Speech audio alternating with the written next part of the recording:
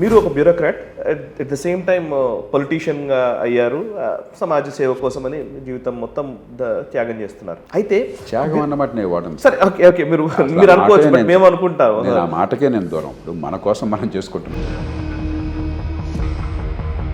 Bureaucrats ఎప్పుడూ కూడా yes చెప్పరు, పొలిటీషియన్స్ దేనికి నో చెప్పరు అని. ఈ రెండు సెట్ అయిన రోజు అన్ని సెట్ అవుతాయని. ఈ దేశంలో నిజమైన సమస్య ఉత్పన్నం అవుతుంది. నేను చాలా నిండు మనసుతో చెప్తున్నాను, కోపంతో కాదు. ప్రభుత్వ యంత్రాంగం నుంచి, రాజకీయం నుంచి. అసలు ఈ దేశంలో ఉన్న చట్టాలు నిబంధనలు ఉల్లంఘించకుండా మంచి చేయడం అసాధ్యం. నాకు ఏమి వస్తువు సేవ అందుకుని నా దగ్గర డబ్బులు తీసుకుని మీరు బతుకుతున్నారు అనుకోండి, లేకపోతే మీ దగ్గర తీసుకుని నేను బతుకుతాను అనుకోండి, నేను దోపిడీ చేస్తాను. నేను ఉపాధి కాదు. వండలు చేసే పని ఏంటి? యువపతి అంతా అంటాడు. అది దోపిడీ, ఉపాధి కాదు. అది గవర్నమెంట్ రౌడీలాగా ప్రవర్తిస్తే ఈ మాట వినడానికి కర్కశంగా ఉండొచ్చు, కానీ ఈ రౌడీలు చేస్తున్న పని గవర్నమెంట్ చేస్తుంది. పన్నులు కట్టు, నీకేం అందపై నాకు అనవసరం, కడతావు లేదా పన్నులు కట్టు, నా ఇష్టం వచ్చిన పని చేస్తాను. తుంగభద్రని రాయలసీమ, కర్ణాటక రెండు పంచుకుంటాయి. మనకు కెనాల్ వస్తుంది. దేవగౌడ గారు ముఖ్యమంత్రిగా ఉండి ఆయన సహజంగా ఆయన రాష్ట్ర ముఖ్యమంత్రి కాబట్టి ఏమంటాడు, అయ్యా మనకు నీళ్ళు లేవు, ఆంధ్ర పంపిస్తాను, ఒక్క చుక్కడు వెళ్ళాను అన్నాడు. అది వెంటనే పేపర్లో వచ్చింది. మన వాళ్ళతో పట్టుకుని లోకల్ ఎమ్మెల్యేలు, ఎంపీలు, మంత్రులు రాయలసీమ నుంచి ఎన్టీఆర్ దగ్గర వచ్చారు ముఖ్యమంత్రిగా. ఆయన దగ్గరికి అన్నగారు అన్నాడు, అంత తెలుస్తాం, అసలు మీరు ఒకసారి మాట ఇవ్వండి, వేల కొద్ది లారీల్లో మేము కర్ణాటక వెళ్ళిపోయేసి స్తంభింపజేస్తాం, గందరగోళం చేస్తాం అని చెప్పారు. అంత అద్భుతంగా స్పందించాడు. నోరు మూసుకొని ఏం మాట్లాడుతుంది? నిరాశకి తావులేదు. బాగుంది సార్. దేశమంతా నాశనమైంది, సమాజంతో ఇవన్నీ అబద్ధాలు. అనుకున్నంత సాధించట్ల, సాధ్యమైనంత సాధించట్ల, కానీ సాధించగలం. యువత కోరేది భవిష్యత్తులో ఒక అందమైన జీవితం మీ ముందు సిద్ధంగా ఉన్నది. ప్రపంచ చరిత్ర ఎప్పుడు లేనంతగా. దానికి తయారవ్వాలని చెప్పంటే మిడిమిడి జ్ఞానం సరిపోదు, డిగ్రీ కాగితాలు సరిపోవు. నిజమైన జ్ఞానాన్ని పొందండి. నమస్తే, welcome to Nationalist hub. Telugu నాట చాలామంది నాలాంటి వాళ్ళని, ఎంతోమందిని పాజిటివ్ కోణంలో ఈ దేశాన్ని అర్థం చేసుకోవడంలో, పాజిటివ్గా ముందుకు సాగడంలో స్ఫూర్తిని నింపినటువంటి వ్యక్తి రిటైర్డ్ ఐఏఎస్, లోక్సత్తా అని చెబితే అందరికీ తెలుసు, జయప్రకాష్ నారాయణ గారు. వారి జీవితంలో వారు ఎదుర్కొన్నటువంటి వారి అనుభవాల నుంచి వచ్చినటువంటి అంశాలు, అండ్ ప్రస్తుతం భారతదేశం ఎదుర్కొంటున్నటువంటి సవాళ్ళు, పురోగతికి సంబంధించినటువంటి అంశాలు, వీటన్నిటి గురించి డిస్కస్ చేయబోతున్నాం. ప్రస్తుతం వారు మనతో ఉన్నారు ఈ టార్చ్ బ్యారర్స్ సెగ్మెంట్లో. నమస్కారం సార్. నమస్తే సాయి కృష్ణ. నేను ఒక దగ్గర కూడా విన్నాను సార్, మీరు ఒక bureaucrat at the same time పొలిటీషియన్గా అయ్యారు. సమాజ సేవ కోసమని జీవితం మొత్తం త్యాగం చేస్తున్నారు. అయితే త్యాగం అన్నమాట నేను వాడను. సరే, ఓకే ఓకే, మీరు అనుకోవచ్చు, బట్ మేము అనుకుంటాము. ఆ మాటకే నేను దూరం. ఇప్పుడు మన కోసం మనం చేసుకుంటున్నాం, మన పిల్లల కోసం. మంచి మాట. అయితే ఒక విషయం ఉంది సార్, బ్యూరోక్రాట్స్ ఎక్కడో చదివింది ఇది, బ్యూరోక్రాట్స్ ఎప్పుడూ కూడా ఎస్ చెప్పరు, పొలిటీషియన్స్ దేనికి నో చెప్పరు అని. ఈ రెండు సెట్ అయిన రోజు అన్ని సెట్ అవుతాయని ఒక మాట అంటూ ఉంటారు జనరల్గా. బ్యూరోక్రాట్స్ ఎప్పుడు కూడా ఏదైనా పాలసీ తీసుకురావాలన్నా కానీ దీంట్లో ఇది తప్పు ఉంది, అది ఉంది, ఇది ఉందని ఎక్కువ మ్యాక్సిమం బ్యూరోక్రసీలోనే అది బయటకు రావాలంటేనే చాలా సమస్య ఉంటుందని. పొలిటీషియన్స్ ఏమో ఇబ్బడిగా ఇష్టం వచ్చినట్టు హామీలు ఇస్తూ ఉంటారు, వీళ్ళు అసలు నో చెప్పరు అని. ఈ రెండింటిని సమన్వయపరిచారని మాట అంటుంటారు. నిజమేనా ఇది? రెండుకి నిజంగా దానిలో చాలా వాస్తవం ఉంది. కొంచెం లోతుకెళ్ళాలి. రాజకీయాన్ని తిట్టడం చాలా తేలిక. ప్రజాస్వామ్య రాజకీయంలో ప్రజల ఓటు పొంది, వాళ్ళ మన్నన పొంది మీరు ఇక్కడికి వచ్చారు. అప్పుడు ప్రధానంగా రాజకీయంలో ఉన్న అతి కీలకమైన సమస్య ఏంటంటే, ఏ దేశంలోనైనా సరే, మనలాంటి దేశాల్లో మరింత ఎక్కువ పేదరికం వల్ల, ప్రభుత్వాల అవ్యవస్థ వల్ల తాత్కాలికంగా ప్రజలను తృప్తిపరచడము ఓట్ల కోసం అని చెప్పని, దీర్ఘకాలంగా బిడ్డల భవిష్యత్తుని బాగు చేయటం. ఒక కుటుంబంలో కావచ్చు, ఒక దేశంలో కావచ్చు, ఇప్పుడు కూడా ఈ రెండు క్లాష్ ఉంటుంది. కుటుంబం ఉంది, తల్లిదండ్రులు పిల్లల్ని ప్రేమిస్తారు. ఇప్పుడు మీరున్నారు, మీ కుటుంబ సంగతి నాకు తెలియదు, బట్ పిల్లలు ఉంటే వాళ్ళు స్కూల్కి వెళ్ళటం, రోజు మనకి తల్లిదండ్రులకి పిల్లల ఘర్షణ. తల్లిదండ్రులు మాకు క్రమశిక్షణతో ఉండన్న, టైంకి పడుకో, టైంకి లే, కొంచెం వ్యాయామం చేయి, వీడియో గేమ్స్ దగ్గర కూర్చోబోకు పొద్దున్నే సాయంత్రం దాకా, ఇది కాస్త హోంవర్క్ చేయి, నేర్చుకో చెప్తాను. వాళ్ళకేమో ఊపలాట ఉంటుంది. ఇప్పుడు మంచి ఫుడ్ కాదు, ఏదో రిచ్ ఫుడ్ తినాలి, లేకపోతే రాత్రి సరదాగా ఉంటే అదే 11 దాకా మేలుకుని ఉండాలి ఫ్రెండ్స్తో. మీరు వాట్సాప్లో కానీ మరో దానిలో కానీ లేకపోతే కంప్యూటర్లో కానీ బతకాన్ని చేస్తున్నారు. మంచి సరదాగా వీడియోలు చూడాలి. హ్యూమన్ మనందరం చేసాం. అప్పుడు వీడియోలు అలాంటివి లేవు, వేరే పనులు చేసాము. తల్లిదండ్రులు అలా కాదని చెప్తారు. అంటే బిడ్డ కోపం వచ్చినప్పుడు తలుపు ఢమాలు ఐ హేట్ యూ డాడీ అని చెప్పి ఢమాలు తలుపు మూసేసి అయిపోతుంది. మనందరం తలగండి తడుస్తుంది. కళ్ళనీళ్లతో పిల్లల్ని పెంచేవాళ్ళు ప్రతి తల్లిదండ్రులకు కూడా మరి పిల్లల భవిష్యత్తును కాపాడాలి. పిల్లల మాట వింటం లేదు, వాళ్ళకి ఏదో తాత్కాలికమైన దాన్ని పడిపోతున్నారు. రోజు మనకు మల్లగలాలు పడతాం. మనకి జన్యు సంపద ఉంది కాబట్టి, మన పిల్లలన్న మమకారం మనకుంది, మనమే ఆధారపడ్డారని మన ప్రేమిస్తున్నారు కాబట్టి, మన వాళ్ళ మంచి కోసం నాకు తెలుసు కాబట్టి, కుటుంబంలో స్వల్పకాలిక ఆనందము దీర్ఘకాలిక ప్రయోజనం మధ్య సమన్వయం చాలా కంటాలబడి చేస్తున్నాం. దేశంలో చేసేవాడు ఎవడు? ఎన్నికల్లో నెగ్గినవాడు ఓటు కావాలి. ఓటు కావాలంటే తాత్కాలికంగా తృప్తిపరచాలి. మనలాంటి దేశాల్లో ఏమవుతుంది, ప్రజలకి ఏమి సరిగ్గా అందాలో అవి అందించకపోయేసరికి అందిస్తారన్న నమ్మకం లేదు. అందిస్తారన్న నమ్మకం కూడా లేదు. నమ్మకంలో ఎన్ని నాకు తెలియదు, ఏదో చెప్తున్నావు, నాకు ఇదిగో నెలకి ఎంత డబ్బు కావాలా, ఇది ఫ్రీగా కావాలా, ఆర్టీసీ ఫ్రీ కావాలా, మంచినీటి ఫ్రీ కావాలా, కరెంటు ఫ్రీ కావాలా, నెల అయిన డబ్బులు పడాలా, మరొకటి కావాలా, ఏంటి దానికి బోల్తా పడినాడు ఎవరు ఉంటారు? ఆ నేపథ్యంలో నో అనలేకపోతున్నారు. దాన్ని ఎలా సమన్వయం చేయాలి? అధికార యంత్రాంగం ఏమైంది? ప్రపంచమంతా కొంత ఈ సమస్యను, మన దేశంలో మరింత తీవ్రమైన సమస్య ఉంది. ఓకే. బ్రిటన్లో ఒక గొప్ప టీవీ సీరియల్, చాలా హ్యూమరస్ సీరియల్ కానీ చాలా వాస్తవమైన సీరియల్ కూడా, ఎస్ మినిస్టర్ అని చెప్పి ఒకటి వచ్చింది. ముందు పుస్తకం వచ్చింది, తర్వాత సీరియల్ వచ్చింది, ఎస్ మినిస్టర్, తర్వాత ఎస్ ప్రైమ్ మినిస్టర్. ఓకే. మీరు చెప్పింది క్లాషే. ఓకే. రాజకీయంలో ఉన్నవాడేమో ఎన్నికయ్యాను, మార్పు కోసం అని చెప్పిన హామీ ఇచ్చి వచ్చాను, మార్పు సాధించాలని పాపం తప్పన ఉంటుంది, ఏ పార్టీ అయినా కూడా. అధికారేమో చచ్చిన మార్పు రాకూడదని చెప్పి అడ్డుకునేవాడు. ఈ ఇద్దరికి మధ్య నిరంతరం ఏ రకమైన హ్యూమర్ దానిలో జోడించారనమాట. ఒక సైంధవుడిలాగా అడ్డుపడుతున్నాడు అక్కడ, ఈయనేమో ఏం చేయాలో అర్థం కావట్లేదు, దీన్ని ఎలా ఛేదించాలో ఈ వలయాన్ని అని చెప్పాను. అది ప్రపంచం అంతా ఉంది. కానీ మన దేశంలో అంతకంటే మరింత తీవ్రమైన సమస్య ఉంది. ఏమిటిది? ఒక ప్రభుత్వోద్యోగి ఈ దేశంలో ప్రజలతో పోలిస్తే 190 మంది కంటే చాలా పెద్దవాడిని. ఉన్నతాధికారి సంగతి మాట్లాడతాను నేను. మామూలు గుమస్తా కూడా, మామూలు ఉద్యోగి కూడా ఈ దేశ ప్రజల్లో 190 మంది కంటే ప్రభుత్వోద్యోగి ఆర్థికంగా భద్రత ఉన్నవాడు, ఉద్యోగపరంగా జీవిత భద్రత ఉన్నవాడు. ప్రపంచంలో ఎక్కడ ఇంత జీవకాల భద్రత ఉద్యోగాల్లో లేదు, ప్రభుత్వ ఉద్యోగాల్లో మన దేశంలో ఉన్నట్టుగా. పలుకుబడి ఉన్నవాడు, అధికారంలో ఉన్నవాడికి డైరెక్ట్గా యాక్సెస్ ఉన్నది, అధికార యంత్రాంగంలో భాగస్వామి కాబట్టి ఏ సామాన్యుడైతే పన్నులు కట్టి వాడిని పోషిస్తున్నాడో సామాన్యుడు వాడి ముందు దేహీని యాచించే పరిస్థితి వచ్చింది. అందులో ఈ సోషలిజం అగేలా కారణంగా, లైసెన్స్ పర్మిట్ రాజ్యం కారణంగా. So asymmetry of power.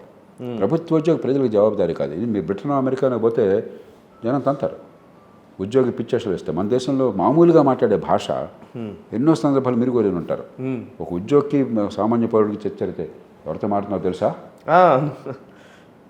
ప్రపంచంలో మరెక్కడ ఈ భాష ఉండదు. మరే ప్రజాస్వామ్య దేశంలో కూడా ప్రభుత్వోద్యోగి, ఉన్నతాధికారి సైతం ఈ భాష వాడరు. పౌరుడితో ఎవరితో మాట్లాడుతున్నావో తెలిసిన అంత అహంకారం ప్రభుత్వోద్యోగి చూపెడితే ఆ దేశంలో వాడి సంక్లిష్టం మాన్యాలి, మరుక్షణంలో వాడి పదవి పోతుంది. ఈ దేశంలో అది మాట్లాడిన వాడు లేడు. అవును. సో వాడిని ఉన్నతంగా పెట్టాం. ఏ ప్రజలు వాడిని పోషిస్తున్నారో, ఎవరు ప్రభువులుగా ఉండాలో వాడిని కిందగా పెట్టాం. రెండోది ఏమైంది, పాలిటీషియన్తో పోలిస్తే మన ఉద్యోగులు కాస్త కూర్చో యూనివర్సిటీ చదువు ఏదో ఒకటి ఉన్నాడు, చొక్కాలో వేసుకునేవాడు. మన మధ్యతరగతి వర్గాలు, కాస్త గొంతున్న వర్గాలు, ఈ వర్గాల నుంచి వచ్చిన వాళ్ళు ఈ ఉద్యోగులు, అధికారులు. కాబట్టి మనందరికీ ఎవరి పట్ల? అధికారి పాపం మంచోడు, అధికారి మనలో అంటాడు, పాలిటీషియన్ చెడ్డోడు.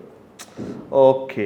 వాడంత కష్టపడుతున్నా సైకలాజికల్లీ ఆ జనం కష్టాలు, జనం బాధలు, ఎవరో ఇంత అవ్యవస్థ ఉన్న దేశంలో, చదువులేని దేశంలో, పేదరికం ఉన్న దేశంలో వాడు ఎలాంటి వాడైనా సరే రాజకీయంలో అందరినీ కలిపే ప్రయత్నం చేస్తున్నాడు. వాడు బాధలకి కంట్యూట్ అవుతున్నాడు. కానీ వాడికి అది మనం ఆంటల్లా. ఇది బాగుంది, ఎందుకంటే మన పిల్లలు ఆ ఉద్యోగాలు చేయాలని కోరుకుంటున్నాం, మన ఆస్పిరేషన్ అది. దీనివల్ల మనకేమైందంటే పాలిటీషియన్కి నో చెప్పటం అనేది గొప్ప చాతుర్యంగాను, గొప్ప విలువైన విషయంగాను, గొప్ప ధైర్య సాహసోపేతమైన విషయంగాను చర్చ వచ్చింది. నిజమైన పరిపాలన ఏమిటంటే ఇదే రాజకీయంలో ఉన్నవాడు, ఏ పార్టీ అయినా సరే 100కి 80 కనీసం ప్రజలకు మంచి చేయాలని కోరిక చాలా ఉంటాయి. వాటి లంచాలు, వాటి ఆస్తి పక్షపాతం వేరే ఉంది, అది భయంకరమైంది, అది పక్కన పెట్టేద్దాం. అన్నా రెండో మార్గం చూద్దాం ఒకసారి. దానికి వెంటనే సమర్థంగా మీరు స్పందించి పని చేయగలిగారు అనుకోండి, మీరున్నంత మేరకు మ్యాక్సిమైజ్ చేశారనుకోండి మీ అవుట్పుట్ని, అప్పుడు వాడు మిమ్మల్ని గౌరవిస్తాడు.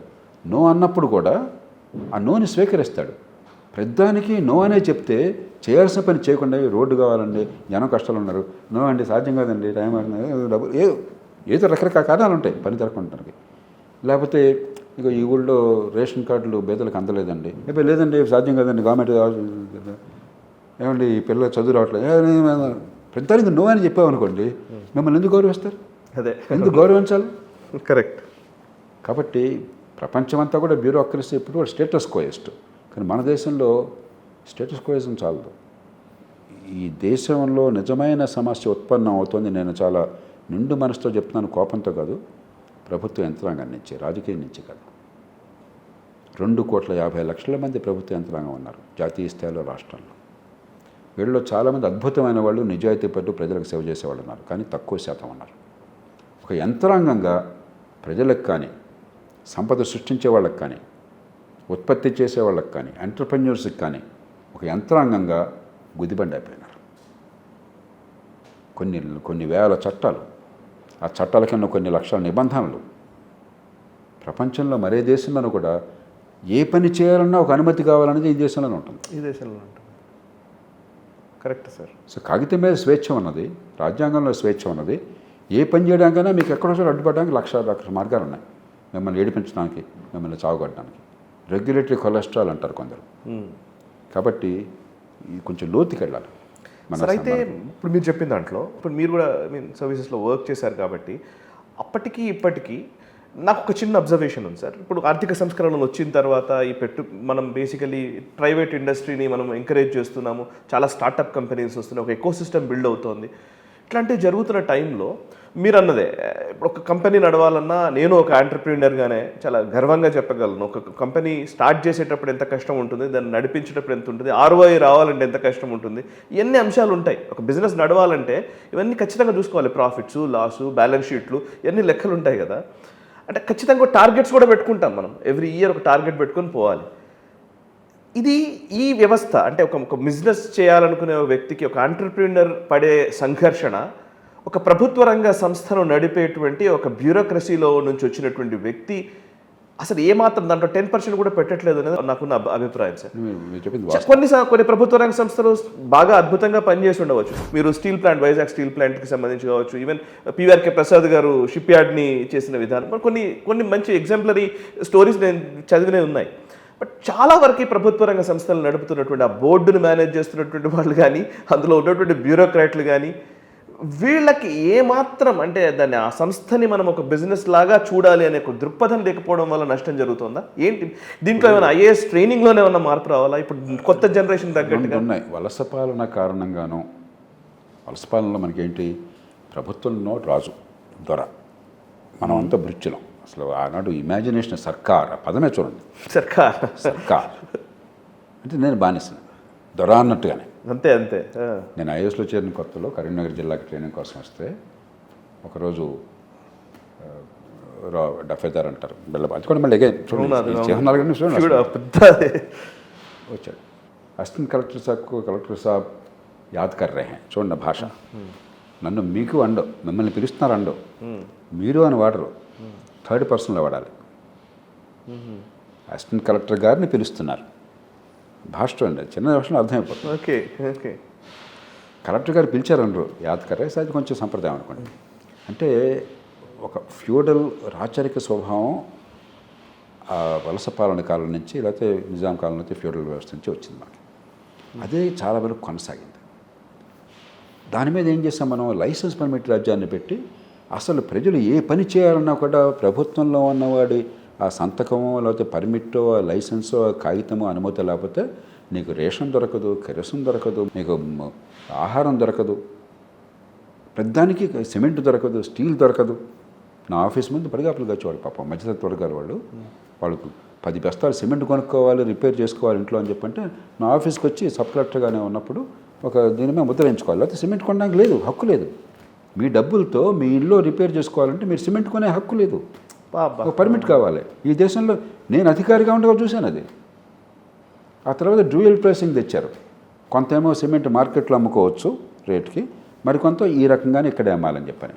ఆ డ్యూయల్ ప్రైసింగ్ కోసం బోల్డ్ లంచాలు తీసుకున్నారు. ఆ తర్వాత మార్కెట్లో కొనుక్కునే అవకాశం దొరికింది. స్టీలు కంట్రోల్, ఇలా ఈ కంట్రోల్స్, లైసెన్స్లు, పర్మిట్లు పెట్టేసరికి ప్రతిదానికి వాటి దీని వచ్చింది. కాబట్టి వలస పాలన ప్రభావము రెండో పక్కన 90% మంది అసంఘటిత రంగంలో నెల జీతం లేని వాళ్ళు, వీళ్ళు కొద్ది మంది మాత్రం ఉద్యోగాల్లో ఉన్నవాళ్ళు, నెల జీతం భద్రత ఉన్నవాళ్ళు. మూడోది లైసెన్స్ పర్మిట్ రాజ్యం. ఈ మూడు కలపండి, అప్పుడు చూడండి ఎంత అసమతూకం ఉందో. కరెక్ట్. దాని ప్రభావాన్ని మనం చూసాం. రెండోది ఆ మైండ్ సెట్ వల్ల ఉన్నతాధికారులు మనం ఏం చేశాము, ఐఏఎస్ ఉంది, నేను పనిచేస్తాను, దానిలో గర్వంగా చేశాను, గౌరవంగా చేశాను. కొందరు అద్భుతమైన పని చేస్తున్నారు. ఇవాళ క్యాబినెట్ సెక్రటరీ ఉన్నాడు సోమనాథన్, ఎక్సలెంట్ ఆఫీసర్, నేను గ్యారంటీ చెప్పగలను. దేశ ప్రయోజనాల గురించి నిరంతరం కష్టపడే మనుషులు చాలామంది ఉన్నారు.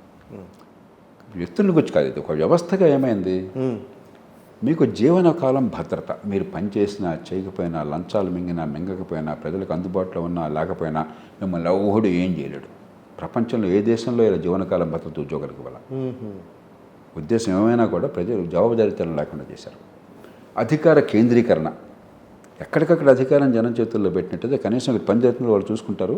ఎదురు తిరుగుతారేమో, మంచినీళ్ళు అందట్లేదు, రోడ్డు బాగోలేదు, మరొకటి ఏదో వస్తుంది. కేంద్రీకరణ, కాబట్టి ప్రజలు పిటిషన్లు ఇచ్చేటువంటి, మహాజర్లు సమర్పించేటువంటి భృత్యులుగా మార్చేశాం, పౌరులుగా కాకుండా, కేంద్రీకరణ వల్ల. మూడోది ఏమైంది, మన దేశంలో కీలకమైన ఉద్యోగాలన్నీ కూడా ఈ కొద్ది మందికే సొంతం, మొనోపలి. మీకు ఏమీ తెలియకపోవచ్చు ఆ సబ్జెక్టు. ఆధునిక యుగంలో అన్నీ తెలిసినవాడు ఎవడు ఉండడు. ఎన్నో విషయాల్లో ఇప్పుడు నాకు ఏదైనా మీకు తెలియని విషయం అడిగితే నాకు తెలియదు చెప్తాను. ఏదైనా కొత్త విషయం వేస్తే మన వాళ్ళు ఎవరో వీడియో అడుగుతున్నారంటే నాకు తెలియదే, దాని మీద మనకు పాయింట్ ఆఫ్ వ్యూ లేదు. నిజంగా ముఖ్యమైన విషయం మనం తెలుసుకోవాలంటే తెలుసుకుని అధ్యయనం చేసి కొంచెం ఆలోచిస్తాం. అలా కాకుండా నువ్వు ఒకరోజు ఎడ్యుకేషన్ సెక్రటరీ కావచ్చు, మన్నాడు హెల్త్ సెక్రటరీ కావచ్చు, మూడో నాడు ఫుడ్ సెక్రటరీ కావచ్చు, నాలుగో నాడు డిఫెన్స్ సెక్రటరీ కావచ్చు, ఏదైనా ఎవరైనా చేస్తారు. ప్రపంచంలో అక్కడ సాధ్యమైంది. భారత ఉపఖండంలో మీకు ఎక్కడ లేదు, ఈ స్పెషలైజేషన్ లేదు. సో అన్ని ఉద్యోగాలు మీకే, స్పెషలైజేషన్ లేదు, జీవనకాలం శాశ్వతంగా మీకు ఉద్యోగ భద్రత ఉన్నది. ఈ మూడు కలపండి, అయిపోయింది కదా, అంతే. ఏదన్నా సంస్థలో, ఉద్యోగంలో, వ్యాపారంలో, పరిశ్రమలో జీవనకాలం నీకు ఉద్యోగం కావాలంటే ఎవడేం చేయలేడు. నీకు తెలిసినా తెలియకపోయినా అన్ని ఉద్యోగాలకు నువ్వే వస్తావు. మార్కెటింగ్కి, ప్రొడక్షన్కి, మరి హెచ్ఆర్కి, మరో దానికి అన్నిటికీ ఏదైనా అన్నీ నువ్వే చేయొచ్చు. అన్ని ఉద్యోగాలకు నువ్వే, ఇంకోటి ఎవడో పోటీకి రావడం లేదు, నువ్వు మాత్రమే. ఇలా పెట్టారనుకోండి, ఆ కంపెనీ ఏమవుతుంది, 3 నెలల్లో మూతపడిపోతుంది. అంతే కదా సార్. ప్రభుత్వం కాబట్టి బలవంతంగా మన దగ్గర పన్నులు వసూలు చేసుకుని వాళ్ళు డబ్బులు ఇచ్చుకుంటున్నారు కాబట్టి వాళ్ళు ప్రభుత్వం శుభ్రంగా ఉంది. ఒకరోజు ఎప్పుడో నేను ఒక ప్రభుత్వేతర సంస్థలో పనిచేశాను. ప్రభుత్వం పెత్తనం ఉన్న సంస్థ, ప్రభుత్వం బయట ఉన్న సంస్థ, సహకార బ్యాంకులు. అక్కడేదో ఉద్యోగులు, నియామకాలు, ప్రమోషన్లు నేను కొంచెం గట్టిగా సామర్థ్యాన్ని బట్టి, నిజాయితీని బట్టి ఏర్పాటు చేశాను. అది చాలా కొత్తగా అనిపించింది. సామర్థ్యం, నిజాయితీ ఏంటి గొడవ, సీనియర్ ప్రకారం బ్లైండ్గా చేయాలి కానీ అని చెప్పి ఏదో గొడవ అయింది. ప్రధాన కార్యదర్శి గారు నాకు ఫోన్ చేశారు, ఏదో గొడవ పెడుతున్నారు కొంతమంది, ఒకసారి కూర్చొని నేను మొత్తం ఎక్స్ప్లెయిన్ చేశాను, ఏ రకంగా చేస్తున్నాం, ఎందుకు చేస్తున్నాం ఇట్లా అని చెప్పాను. మరి అంతా పక్కాగా పద్ధతి చేసాం, న్యాయంగా చేసాం, అందుకు అర్థమైంది.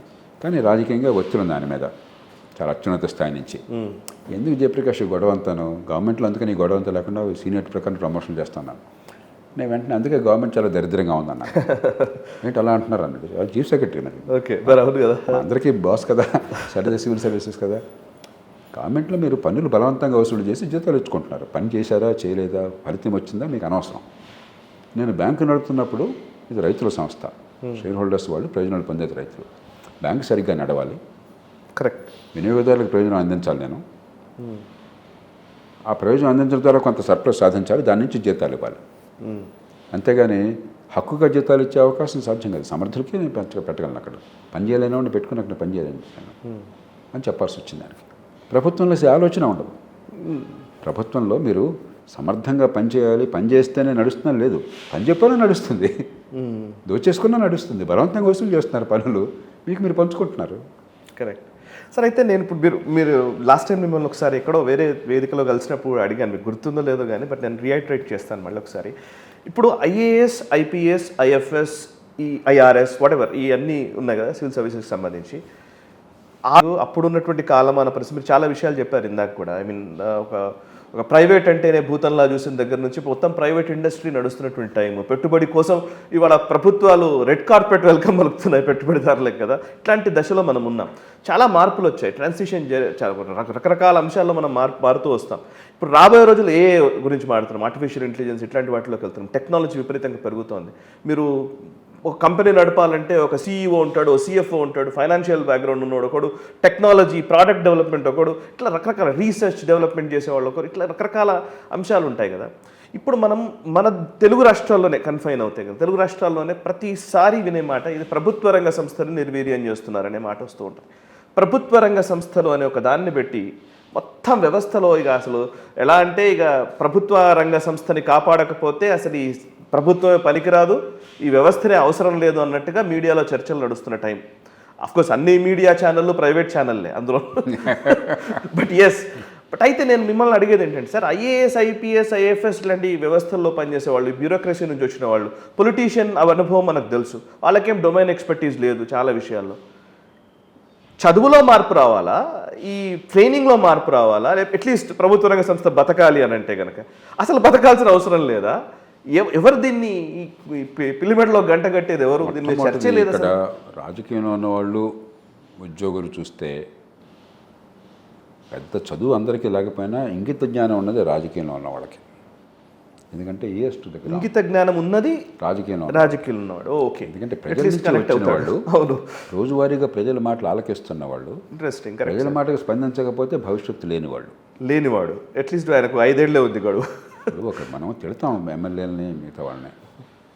ఒక్కసారి ఎవరన్నా మీరు వెళ్ళి ఒక 100 ఓట్లు సంపాదించడానికి ఎంత కష్టపడాలో మీకు అర్థమైతే మీకు తెలుస్తుంది. దానికి ఎంత నైపుణ్యం కావాలో, ఎంత లీడర్షిప్ క్వాలిటీ కావాలో, ఆర్గనైజేషన్ కావాలో, ఎంత ప్రజల్లో నమ్మకం ఉండాలో అని చెప్పన్నది. మనం నోటికి వచ్చినట్టుగా పాలిటిషియన్ దుర్భాషలు ఆడుతున్నాం, ఎందుకంటే దేశం అన్నింటికి వాడి మీద ఘాటును కట్టి. కానీ మంచి చేయాలన్నటువంటి ఆ తెలివితేటలు కానీ ఆలోచన కానీ అక్కడి నుంచే వస్తుంది.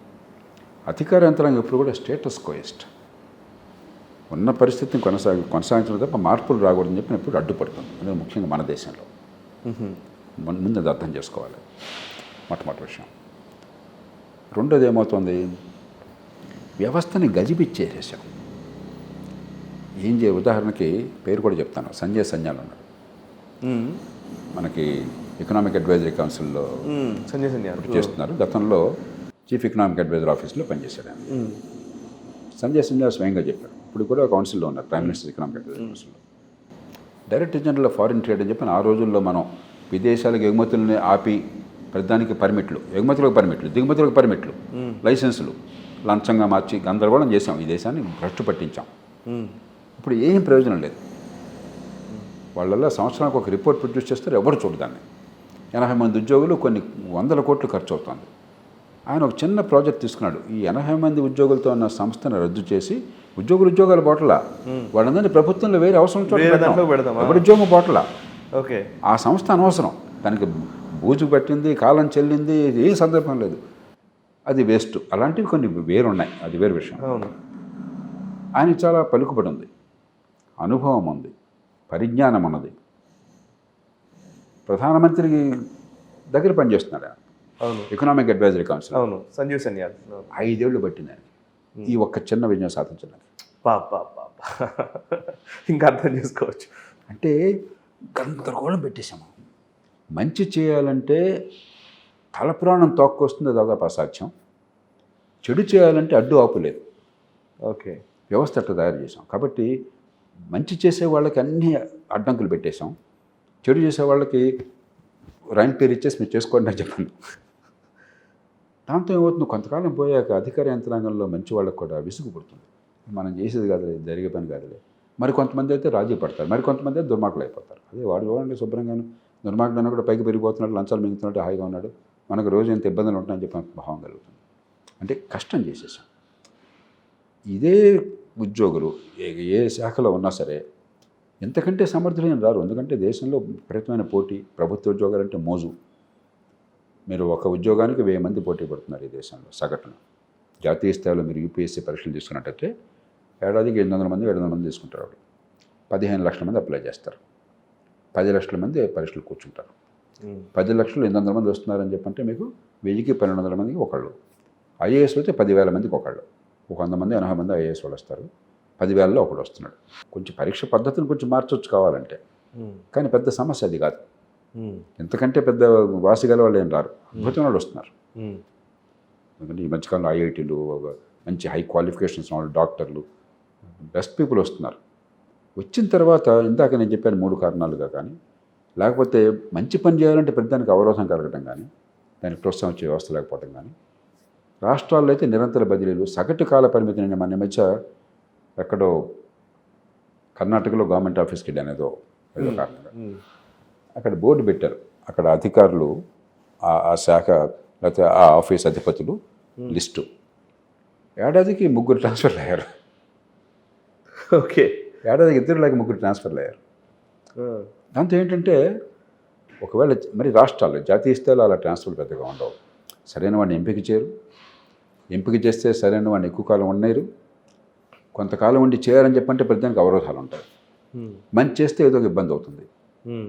మంచి చేయాలని చెప్పంటే ఇవన్నీ ఛేదించాలని చెప్పంటే మీరు అసలు ఈ దేశంలో ఉన్న చట్టాలు నిబంధనలు ఉల్లంఘించకుండా మంచి చేయడం అసాధ్యం. నేను ప్రభుత్వంలో కొంత మంచి చేసినట్టుగా నాకు పేరు ఉన్నది. ఎన్నో సందర్భాల్లో ఉన్న మూర్ఖపు చట్టాల నిబంధనల్ని బహిరంగంగానే, రహస్యంగా కాదు, బహిరంగంగా చెప్పి ఫైళ్ళు రాసి కొట్టిపారేశాను.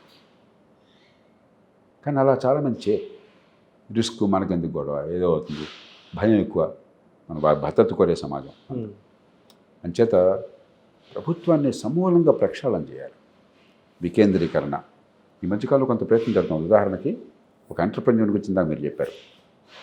12,000 సందర్భాలలో మన చట్టాల్లో ఒక పరిశ్రమ పెట్టిన పాపానికి, వ్యాపారం పెట్టిన పాపానికి, చిన్న వాడేదో లక్షలాది నిబంధనలు మనకి ఎవరికి అర్థం కాని నిబంధనలు పెడతాడు. 10 మంది లాయర్లు పెట్టుకుంటే కానీ మనకు అర్థం కాదు. అలా నిబంధనలు పెట్టి రకరకాల రూపాల్లో చట్టము, rules, orders, clarifications, frequent asked questions, అట్లా 15 రకాలైన పెడతారు వాళ్ళు, రకరకాలని. ఇవన్నీ మనకు వేరే పని లేదు, వ్యాపారం నడపడం కాదు. ఇవన్నీ వాడు ఏ అధికారి ఏ గాడిద ఏనాడు ఏం రాసాడో చూసి మనం దాన్ని కంప్లైంట్ చేయాలి. కంప్లైంట్ చేయకపోతే ఎక్కడన్నా 12,000 సందర్భాల్లో జైలు శిక్ష పెట్టారు. పెనాల్టీ కూడా కాదు, జైలు శిక్షే. ఒక 1000 రూపాయలు పెనాల్టీ వేసామంటే మనం మంచి వచ్చారు, పోతే పోయింది, కాస్ట్ ఆఫ్ బిజినెస్ అనుకుంటాం. 12,000 సందర్భాల్లో జైలు శిక్ష పెట్టారు. జైల్లో వేస్తారని కాదు, ఈ దేశంలో మర్డర్ చేస్తేనే జైలు లేదు, కానీ మీ మీద కేసు పెట్టగలరు, ప్రాసిక్యూట్ చేయగలరు, మీ తలకాయ తినగలరు. నిన్న ఎవరో చెప్తున్నారు, ఒక ఎంప్లాయ్మెంట్ క్రియేషన్ కోసం వాళ్ళు ప్రిపేర్ చేసే సంస్థ ఒకటి 700 కేసులు పెట్టిందంటే ఆయన మీద, లేబర్ డిపార్ట్మెంట్ 700 కేసులు.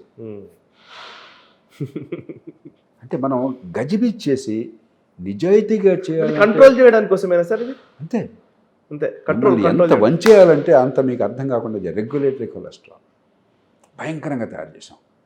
మన 12,000 తీసి పారేశారు. ఒక్క సింగిల్ జన్ విశ్వాస్ బిల్ అని చెప్పి పార్లమెంట్లో పెట్టి ఈ 12,000 సందర్భాల్లో జైలు శిక్ష లేదని ఒక్క సింగిల్ బిల్తో పాస్ చేశారు.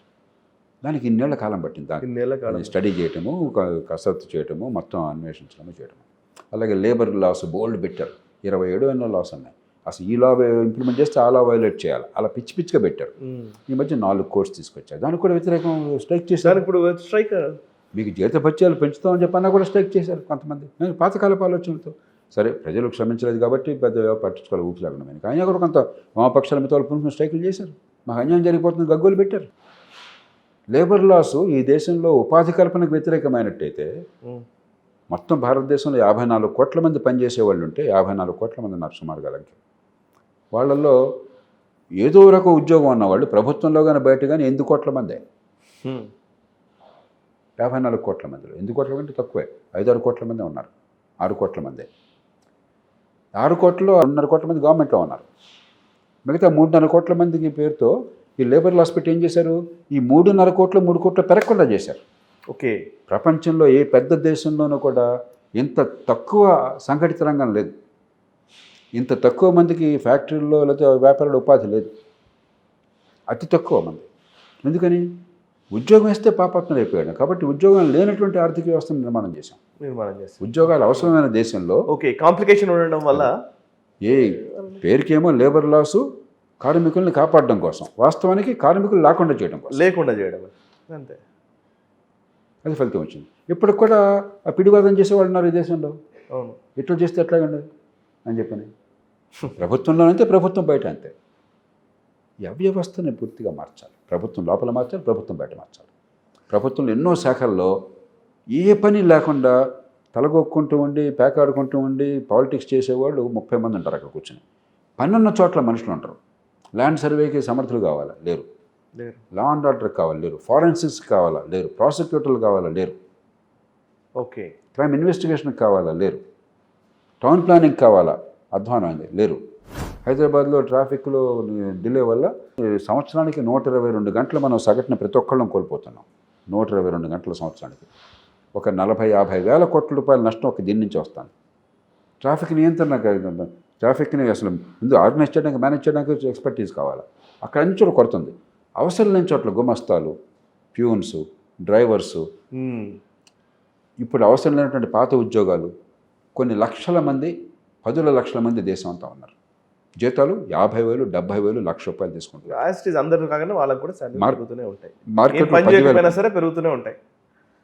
మేము సబ్ కలెక్టర్గా ఉంటే పంఖా పొలరని ఒకడు ఉండేవాడు. ఎందుకని? కరెంట్ లేనప్పుడు, తెల్లదొరల పాలన చేస్తున్నప్పుడు, మరి ఎండాకాలం దొరలు ఏమవుతారు? వాళ్ళు మనుషులు కదా. అందుకని ఒక పెద్ద పైనుంచి కింద దాకా పెద్ద ఒక పంఖాలాగా ఒకటి ఉంటుంది అనమాట. వాడు దాన్ని బయట నుంచి రాత్రి అంతా లాగుతుంటాడు. దొరగారింటో పడుకున్నప్పుడు కూడాను, ఆఫీసులో కానీ దొర కానీ పంఖా పొల్ల ఉద్యోగం పెట్టారు. పంఖా పొల్ల ఎప్పటి వరకు ఉంది? మీ టైం వరకు కూడా ఉందా? సుమారుగా ఆనాడు దాకా ఉంది, 70 దాకా ఉంది. ఓకే, 70 దాకా ఉంది. సో అది అవసరమేంటో సంబంధం లేదు. టెక్నాలజీ మారిపోయింది. వాళ్ళు ఇప్పుడు ఈ పర్సనల్ శాఖల్లో 30 మంది ఉంటారు పూర్వం చేసేవాళ్ళు. ఇప్పుడు కంప్యూటర్లో 5 నిమిషాల్లో పని చేయొచ్చు, ఒక మనిషి సరిపోతాడు. 30 మంది ఇంకా కొనసాగుతున్నారు. జీతాలు పెరుగుతున్నాయి, పెన్షన్లు పెరుగుతున్నాయి, డబ్బులు ఖర్చు అవుతుంది, ప్రజలకు ఫలితం రావట్లేదు. మన సంజీవ్ సన్యాలే ఏదో పోడ్కాస్ట్లో చెప్పింది విన్నాను సార్. యాక్చువల్లీ ఢిల్లీలో అంట అప్పుడు బ్రిటిషర్ల కాలంలో ప్రతి ఇంటి బయట, ఐ మీన్ రోడ్ పక్కన ఉండేటువంటి ఇళ్ళు అన్నీ కూడా ఖచ్చితంగా ఎవ్రీ ఇయర్ కలర్లు వేసుకోవాలని, పెయింట్ చేయాలని రూల్ ఉందంట. అది మొన్నటి వరకు కంటిన్యూ అయిందంటే దాన్ని మొన్న తీసేశారంట. అంటే కలర్లు వేయడం అనే దగ్గర బాగా అందంగా కనిపించాలని పెట్టారు రూల్. ఏదైనా కనిపించి ఏంటంటే అసలు ఈవేళ అవసరాలు స్టాఫింగ్ ప్యాటర్న్ ఉంది ప్రభుత్వంలో. కొన్ని లక్షల మంది ప్రభుత్వ ఉద్యోగులు ఉన్నారు. ఎంతమంది కావాలి? ఉదాహరణకు టీచర్లు ఉన్నారు. తెలంగాణలో హై స్కూళ్ళల్లో 6 నుంచి 10 తరగతుల్లో 8 మంది పిల్లలకు ఒక టీచర్ ఉన్నారు సగటున. ఎవరన్నా చూసారా అసలు? ఇంతమంది అవసరమా? అంతమంది ఉండగా 11,000 మంది రిక్రూట్ చేశారు మనం. అది పెద్ద విజయంగా ప్రకటించుకున్నారు. పిల్లల ప్రమాణాలు పెరుగుతున్నాయా? పిల్లలు ఎక్స్ట్రా నేర్చుకుంటున్నారా? ఏమీ లేదు. ఉద్యోగాలు ఇవ్వట్లేదు అసలు ముఖ్యం కాదు. పిల్లలు చదువుకోవడం కాదు ముఖ్యం. మరి ఇప్పుడు ఇక్కడ ఇటువైపు ఉద్యోగాలు ఇవ్వట్లేదు అని పెద్ద గొడవ చేస్తున్నారు. అంటే ప్రభుత్వాలు ఉద్యోగాలు ఏర్పాటు చేసేటువంటి యంత్రం అది. ఉద్యోగాలు ఎందుకోసం ఏర్పాటు చేస్తున్నాం? ప్రజలకు సేవలు అందించడం కోసం. ప్రభుత్వం అనేది ప్రజలకు సేవలు అందించడం కోసమా? ఉద్యోగాల నుంచి పోషించడం కోసమా? ప్రజలను కనుక్కోమండి, పన్ను కట్టేవాళ్ళని కనుక్కోండి. మన ఇంట్లో ఉన్నాం, నాకు వంట కోసం నేను వంట చేసుకోలేను, లేకపోతే నాకు టైం లేదు, వంట చేసే మనిషి కావాలి. ఏం చేయాలి? వంట మనిషి నాకు వంట చేసి పెట్టాలి కదా. వంట చేయడం చేత కాదండి, వంట ఉండదు కానీ వంట మనిషి ఉంటాడు, నెలకి 50,000 రూపాయలు జీతం మీరు ఇవ్వాలని చెప్పంటే ఎంతమంది ఒప్పుకుంటారు చెప్పండి ఒకసారి నాకు. విద్య కోసం టీచర్లు కావాలి. టీచర్లు ఎందుకోసం కావాలి? విద్యను అందించడం కోసం కావాలి. అవసరమైన సంఖ్యలో కావాలి. 8 మంది పిల్లలకు ఒక టీచర్ ఉంటే అదనంగా టీచర్లు పెట్టుకుని టీచర్లు బ్రహ్మాండంగా జీతాలు ఇచ్చి పిల్లలకి మాత్రం చదువు రాకుండా ఉంటే ఈ డబ్బుని ఎవరు డబ్బు ఇది? కరెక్ట్. ఆంధ్రప్రదేశ్లో మెగా డిఎస్సీ అని పెట్టారు, 1000 మంది రిక్రూట్మెంట్, ఎలక్షన్లో ప్రామిస్ అది. తెలంగాణలో 11,000 మంది టీచర్లు పెట్టారు. ఎక్కడ అవసరమో అక్కడ లేరు సిబ్బంది, ఉన్నవాళ్ళని ఉపయోగించుకోవట్లా. అవసరం లేని చోట మనుషులు ఉన్నారు, ఎలా ఉపయోగం లేదు. ఉపయోగపడాల్సిన చోట ఉపయోగానికి మా పద్ధతులు లేవు. ఎందుకు ఇస్తున్నాం జీతాలు అంటే నీ కర్మ. 4 రెట్లు పెరిగింది తెలంగాణలో జీతాలు గత 10 ఏళ్ళలో. అవును, తెలంగాణ ఏర్పడ్డ తర్వాత 4 రెట్లు, నిన్న అంశాలు చూశాను, 4 రెట్లు పెరిగింది 12 ఏళ్లలో. 4 రెట్లు మన ఆదాయాలు పెరిగినాయా? మార్కెట్లో జీతాలు పెరిగినాయా 4 రెట్లు? మరి మీకు మాత్రం ఎట్లా పెరిగినాయండి? ఎక్కడి నుంచి వచ్చిందండి ఇది? ప్రజలకు సేవలు పెరిగినాయా? ప్రభుత్వం దివాలా తీసింది. అదివరకు పుష్కలం ఉండదు. ప్రభుత్వం అంటే ఎవరు? మన పన్నుల డబ్బు దివాలా తీసింది. ఇది పరిపాలన అవుతుందా? ఎట్లా అవుతుంది? ఏ రకంగా అవుతుంది? ఎవరి కోసం ప్రభుత్వం పన్నులు కట్టే ప్రజలకి, ఓటు వేసే ప్రజల కోసం అని చెప్పిందా? మిమ్మల్ని మీరు పోషించుకోవడం కోసం ఉందా? ఈ ప్రశ్న మనలో రావాలి, పన్ను కట్టే వాళ్ళు రావాలి. సార్, అయితే ఇక్కడ మీరు చెప్పిన దాంట్లో ఒక కీలక విషయం నాకు కనబడుతుంది. ఒకటేమో పొలిటికల్ నేరేటివ్, 2 జరుగుతున్న దాని మీద ప్రజలకి పూర్తి అవగాహన లేకపోవడం. ఈ పొలిటికల్ నెరేటివ్ చుట్టూ ఈవెన్ ప్రజలు కూడా తిరుగుతూ ఉన్నారు, పరిభ్రమిస్తూనే ఉన్నారు కదా. ఇప్పుడు ఫర్ ఎగ్జాంపుల్ మీరు చెప్పిన ఉద్యోగాలే ఉన్నాయనుకోండి, ఉద్యోగాల నియామకం అనేది ఎలక్షన్ ఎజెండా అయిపోయిందా లేదా? మొన్నటి తెలంగాణ ఎలక్షన్స్లో కానివ్వండి, అంటే ఆంధ్రప్రదేశ్లో కానివ్వండి, మెగా డిఎస్సి మేనిఫెస్టోలో పెట్టాల్సిన పరిస్థితి వచ్చిందా లేదా? సో ఉద్యోగాల నియామకం అనేది ప్రజలు కూడా కోరుకుంటున్నారనే భావన, ఒక నెరేటివ్, పొలిటికల్ నెరేటివ్ బిల్డ్ అయిన పరిస్థితి. రెండవది ఇప్పుడు సేమ్ ఇట్లాంటిదే సౌత్ నార్త్. ఇప్పుడు మీరు గత వారం రోజుల నుంచి ఈ అంశం మీద మీరు చాలా విషయాలు మీరు చెప్తూ ఉన్నారు, నేను అందుకే ఎక్కువ దాని మీద ఫోకస్ చేయలేదు ఈ ఇంటర్వ్యూలో. But yes, south north, south ఇండియాకి నష్టం జరుగుతుంది, నార్త్ ఇండియా ఏదో మన దగ్గర నుంచి డబ్బులన్నీ లాగేసుకుంటుందని ఇంకొక నెరేటివ్. ఇప్పుడు ఈ మధ్య కాలంలోనే చూస్తే ఈ మన డివల్యూషన్ ఆఫ్ ఫండ్స్ మీద పెద్ద గొడవ నడుస్తోంది. ఈ పొలిటికల్ నెరేటివ్స్ బిల్డ్ అయ్యేటప్పుడే వాటిని ఆపాలా? సివిక్ రెస్పాన్సిబిలిటీ లేదా మన ప్రజల నుంచి వచ్చేటువంటి స్పందనల్లో ఏమైనా మార్పులు రావాలా? దీనికి ఎట్లా, ఎవరు దీన్ని హ్యాండిల్ చేయాలి, ఎలా చెప్తారు? కొంచెం మూలంలోకి వెళ్ళాలి. మిగతా పెద్ద విషయాలకు వెళ్ళే ముందు ఇప్పుడు మీరు ఉద్యోగాలు అన్నారు, ఉద్యోగులు నేరేటివ్స్ బ్రాడ్గా అన్నారు. రెండు జరుగుతున్నాయి. ఒకటి ఏమిటంటే ప్రభుత్వాలు, రాజకీయం, ఎన్నికలు, జీతాలు, ఉద్యోగులు మన కోసం అన్న భావం ప్రజలకు అందకుండా రాజకీయ పార్టీల మధ్య ఒక క్రీడ జరుగుతుంది, ఒక టెన్నిస్ మ్యాచ్ జరుగుతుంది, క్రికెట్ మ్యాచ్ జరుగుతుంది, లేదా పూర్వకాలం ఒక యుద్ధం జరుగుతుంది. మనం ప్రజలం ఎవరి జీవితాలు శాసిస్తున్నారో, ఎవరి జీవితాల కోసం ఈ పోరాటం జరగాలో ఆ ప్రజలు నిమిత్త మాత్రులైనారు. నేరేటివ్ అసలు మొదలుకు నేరేటివ్ అది వచ్చింది, మన గురించి కాదు ఇది. వాళ్ళు గేమ్ ఆడుతున్నారు, గేమ్లో నాకు ఒక హీరో కనిపించాడు, లేకపోతే ఎవడో విలన్గా ఉంటే రెండోడు హీరో అయిపోయాడు నాకు. నేను టెన్నిస్ ఆట చూసే ప్రేక్షకుడు, నేను అటు ఇటు చూస్తాను వాళ్ళు వెళ్తుంటే. నా జీవితం వాళ్ళు చేసే నా జీవితం ప్రభావాన్ని ఆలోచించట్లా. ప్రజలు అలా అమాయకుల్ని చేసి పరిస్థితి. మీడియా అది తన ప్రధానమైన పాత్ర. మీడియానే ప్రధాన పాత్ర. పెద్దాన్ని కూడా ఇప్పుడు ఉదాహరణ మన పార్లమెంట్లో జరిగింది. మీడియాలో ఏంటి, ఎవరు ఎత్తుగడ్డ ఫలించింది, ఎవరు నెగ్గారు, ప్రజలు ఏమైంది, దేశానికి ఏమైంది, ఎవరు చర్చలేదు, ఎవరు ఎత్తుగడ, ఎవడు నెగ్గాడు, రాజు అరే ఏం కొట్టాడు వాడు సిక్సర్ కొట్టినట్టుగా మనని కొట్టాడు. సో ఇది ఒక భాగం. రెండో భాగమైంది ఉద్యోగుల విషయం. కొంచెం ఇది ఎన్నోసార్లు చెప్తాను, మళ్ళీ ఇంకోసారి చెప్పాలి. ఉద్యోగాలు ఖచ్చితంగా కల్పించాలి, ఉపాధి కల్పన జరగాలి, లేకపోతే దేశం ఏమవుతుంది? కానీ ఉపాధి వచ్చేది ప్రజలకి కావలసిన వస్తువుల్ని, సేవల్ని ఉత్పత్తి చేయడం ద్వారా. ప్రజల అవసరాలను తీర్చడం కోసం కావలసిన వస్తువుల్ని, సేవల్ని ఉత్పత్తి చేస్తే ఉత్పత్తి చేసిన వాడికి ఉపాధి పరిహారం వస్తుంది, అది కొనే వాళ్ళకి, దాన్ని అనుభవించే వాళ్ళకి సేవలు, వస్తువులు అందుతాయి. అలా కాకుండా ఉపాధి ప్రపంచంలో ఎక్కడా సాధ్యమవుతుంది. మిగతాది ఉపాధి అంటారు, దోపిడీ అంటారు. నాకు ఏమి వస్తువు సేవ అందుకుని నా దగ్గర డబ్బులు తీసుకుని మీరు బతుకుతున్నారు అనుకోండి, లేకపోతే మీ దగ్గర తీసుకుని నేను బతుకుతున్నాను అనుకోండి, నేను దోపిడీ చేస్తాను, నేను ఉపాధి కాదు. అంతే, మనం మామూలుగా మార్కెట్లో కూడా ప్రోడక్ట్స్ అండ్ సర్వీసెస్ రండి.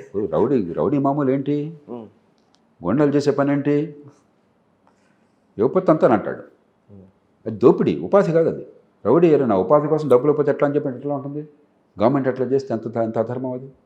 గవర్నమెంట్ రౌడీలాగా ప్రవర్తిస్తే ఈ మాట వినడానికి కర్కశంగా ఉండొచ్చు, కానీ రౌడీలు చేస్తున్న పని గవర్నమెంట్ చేస్తుంది. పన్నులు కట్టు, నీకేం అందపై నాకు అనవసరం, కడతావా లేదా, పన్నులు కట్టు, నా ఇష్టం వచ్చిన పని చేస్తాను. అది ఉపాధి కాదు. ఉపాధి ప్రజలకి సేవలు అందిస్తే, ప్రైవేట్ రంగం కానీ ప్రభుత్వ రంగం కానీ. రెండు కంటిన్యూవేషన్. మన జీవితంలో మన మీరు నేను ఆ ఒంటి మీద కానీ, చుట్టూ కానీ, మన ఇళ్ళలో కానీ చూడండి, మనం వాడేటువంటి, మనకు ఉపయోగమైనటువంటి, పనికొచ్చేటువంటి ఏ వస్తువైనా సేవైనా సరే 100% ఎవరు ఉత్పత్తి చేస్తున్నారు? ప్రభుత్వం చేస్తుందా? నేను వేసుకున్న కళ్ళు, చేతికి వాచ్ కావచ్చు, నా ఒంటి మీద ఉన్న గుడ్డ కావచ్చు, నా జేబులో ఉన్న కళ్ళజోడు కావచ్చు, పెన్ను కావచ్చు, ఈ మైక్ కావచ్చు, ఈ సోఫా కావచ్చు, ఆ కెమెరా కావచ్చు, ఆ లైట్ కావచ్చు, ఈ ఫర్నిచర్ కావచ్చు, దీంట్లో ఒక్కటి ప్రభుత్వం చేసిందా? చివరికి నా పిల్లలు చదువు ప్రభుత్వం చేయట్లేదు, నా ఆరోగ్యం ప్రభుత్వం అందించట్లేదు, చేయాల్సిన పని కూడా. మరి ఉపాధి అక్కడి నుంచి ఎట్లా వస్తుంది? కాబట్టి మీరు తల్లకిందులుగా తపస్సు చేసినా కూడా 100 మందికి ఉపాధి వస్తే 3కే ప్రభుత్వం ఇస్తుంది సగటున. ఆ 3 సరిగ్గా పనిచేయట్లే, మన దగ్గర దోచుకుంటున్నా, సరే తర్వాత చూద్దాం, ఏం చేద్దాం. 97 మందికి ఉపాధి వచ్చేది మార్కెట్లో వస్తువుల్ని, సేవల్ని ఉత్పత్తి చేయడం వల్ల, ఉత్పత్తి చేయడాన్ని ప్రోత్సహించడం వల్ల, దానికి అడ్డు తొలగించడం వల్ల, దానికి కావాల్సిన మౌలిక సదుపాయాలు కల్పించడం వల్ల, వాళ్ళకి భద్రత ఇవ్వటం వల్ల, అరే మేము సంపాదిస్తే నా కుటుంబానికి ఉంటుంది, వాడు వచ్చి దోచుకుపాడు, నన్ను బలవంతంగా కొట్టడు, నా దగ్గర దోపిడీకి పాల్పడ్డు, లేదా డబ్బులు లంచాలు అయిపోయి తీసి నన్ను దివాళా తీయించడం, నమ్మకం కలిగే వ్యవస్థ నిర్మాణం చేయడం వల్ల వాళ్ళు ఉపాధి కలిగిస్తారు. కాబట్టి ఉపాధి కల్పన ప్రభుత్వం ప్రథమ కర్తవ్యం. ఏ రకంగా? సమాజంలో సంపద పెంచడం వల్ల, ఉత్పత్తిని పెంచడం వల్ల, ఉత్పాదకతని పెంచడం ద్వారా, ఎంటర్ప్రైజ్ని పెంచడం ద్వారా, పెట్టుబడులు పెంచడం ద్వారా, దానికి కావాల్సిన మరుగు సదుపాయాలు కల్పించండి, దానికి కావాల్సిన ఏర్పాట్లు చేయండి, దానికి అడ్డు తొలగించండి, ఏడిపించడం ఆపండి. ఉత్పత్తి చేసేవాడి, సంపద ఉత్పత్తి చేసేవాడిని ఏడిపించకుండా వాడికి అడ్డు తొలగండి, మీరు ప్రోత్సహించండి. కానీ వాడిని అడ్డుకోవడం కోసం మీరు ఉద్యోగులను పెట్టుకుని ఉద్యోగుల ద్వారా మనం చావబడుతుంటే అది ఉపాధి ఎట్లా అవుతుంది? ఇది స్పష్టంగా అర్థం కావాలి. ఇక పెద్ద విషయం చెప్పారు మీరు. మన ఈ మధ్య పార్లమెంటు తతంగం కావచ్చు, లేకపోతే ఉత్తరాది దక్షిణాది కావచ్చు, మరొకటి కావచ్చు. నేను ఇంతకు ముందు వేరే సందర్భంలో చెప్పాను, ఇంత వైవిధ్యం ఉన్న దేశం ప్రపంచంలో ఇంకోట్లేదు, కళ్ళ కూడా ఊహించలేదు.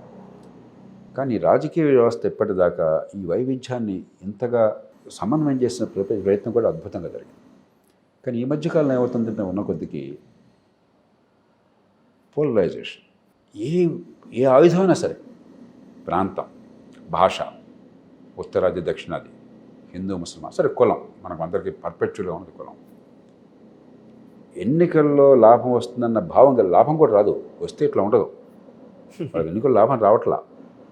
కానీ లాభం వస్తుందేమో అన్న ఆశతో దేశ ప్రయోజనాలని, సమాజ ప్రయోజనాలని విస్మరించి ఏ ఆయుధమైనా చేపడదామన్నటువంటి కాంక్ష ఈ మధ్యకాలంలో పెరిగిపోతుంది. ఉదాహరణకి దేశ చరిత్రలో స్వతంత్ర తర్వాత ఏనాడు కూడా ఎన్నోసార్లు అధికారం మారింది. 1977లో అనూహ్యంగా అధికారం మారింది. మేము అందరం ఆశపడ్డాం కానీ ఊహించాం.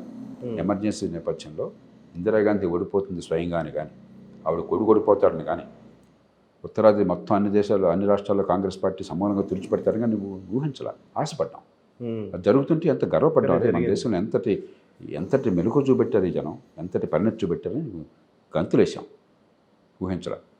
ఇందిరాగాంధీ ఒక్క మాట కూడా ఎలక్షన్లో నాకు అన్యాయం జరిగిందని అల్లా, అల్లా ఓట్లు గల్లంతైనా నాకు అల్లా, దొంగ ఓట్లు పడ్డాయని అల్లా అనొచ్చు కావిడే,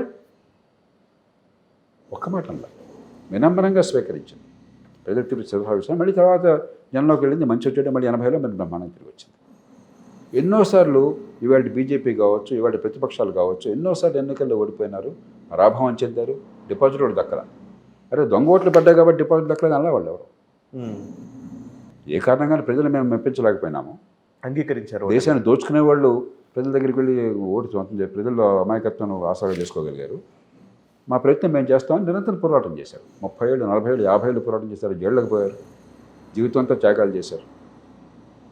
ఇప్పటిదాకా అది కొనసాగింది అన్ని పార్టీల్లో కూడా.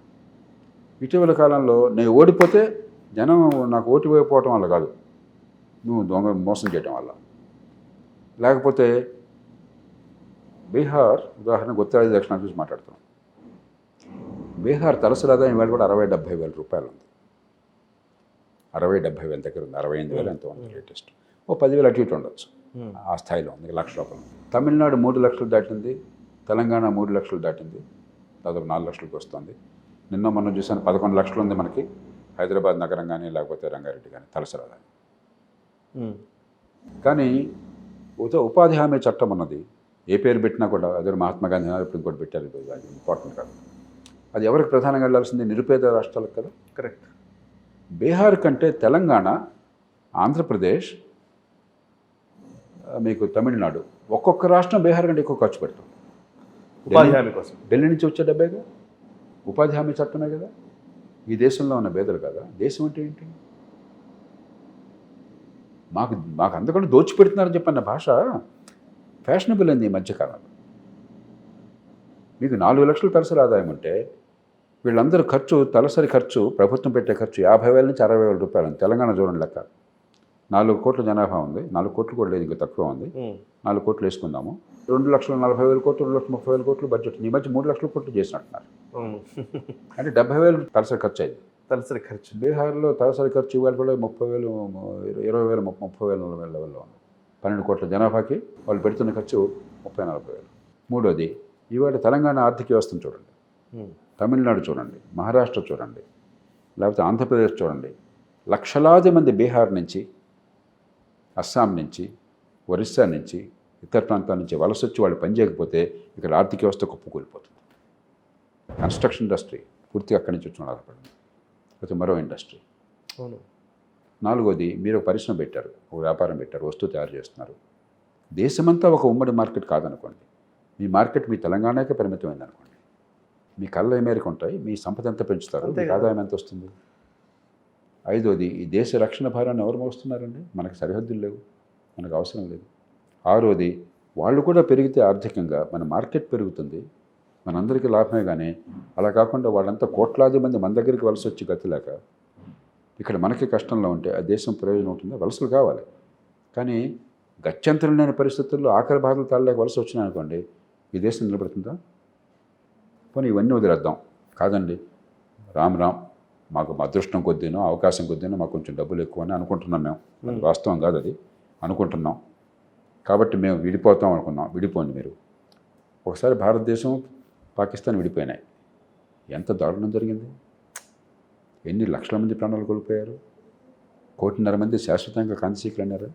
రేపు పొద్దున మీరు విడిపోతే, 2 రాష్ట్రాలు విడిపోతే మీరు ఇంత కంగారు చేసుకున్నారు. ఇప్పటికి కూడా సమస్యల పరిష్కారం కాలేదు. దేశాలుగా విడిపోయినట్టయితే ఈ దేశంలో శాంతి ఉంటుందా? మీరు విడిపోతే మిగతా రాష్ట్రాలన్నీ కూడా ఆల్ రైట్, యూరోప్ లాగా కామన్ మార్కెట్ పెట్టుకుందా, మీరు ఇక్కడికి ఎవరైనా రావచ్చు, ఎవరైనా పోవచ్చు, ఎవరైనా పని చేసుకోవచ్చు, ఎక్కడైనా కూడా ఎవరైనా నివసించవచ్చని పరిస్థితి ఉంటుందా మన దేశంలో? అలాంటి విడిపోవడం మనం కోరుకుని కాదు కదా. అలాంటి సంస్కృతి ఈ దేశంలో సాధ్యమా వచ్చే 100 ఏళ్ల దాకా? పోనీ ఈవెన్ దక్షిణాది రాష్ట్రాల్లో అయినా సరే అంత యూనిటీ ఉందా? ఇప్పుడు తమిళనాడుకి కర్ణాటకకి పడదు, ఆంధ్ర తెలంగాణ ఒకటే భాష మాట్లాడేవాళ్ళు. అవును. కాబట్టి ఇవన్నీ ఏంటంటే ఇంకొక దాని మీద వంకబెట్టి లోకల్ పెట్టాడని చెప్పడం చాలా తేలిక. ఆంధ్రప్రదేశ్ నీళ్లను దోచుకుంటోంది తెలంగాణ ఉద్యమం, తెలంగాణ ఆంధ్ర కలిపి కర్ణాటక నీళ్లను దోచుకుంటోంది మాకు రాకుండా, ముగ్గురు కలిసి మహారాష్ట్ర ఇంకా పైన కృష్ణానదికి వాడి దోచుకుంటున్నాడు.